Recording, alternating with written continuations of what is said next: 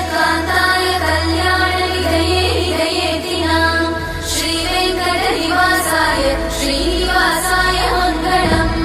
लक्ष्मी सविभ्रमालोकसुदूरमचक्षुषे चक्षुषे सर्वलोकानां वेङ्कटेशाय मङ्गलम्। श्रीवेङ्कटाद्रिशृङ्गारमङ्गलाभरणाङ्गये मङ्गलानां निवासाय श्रीनिवासाय मङ्गलम्।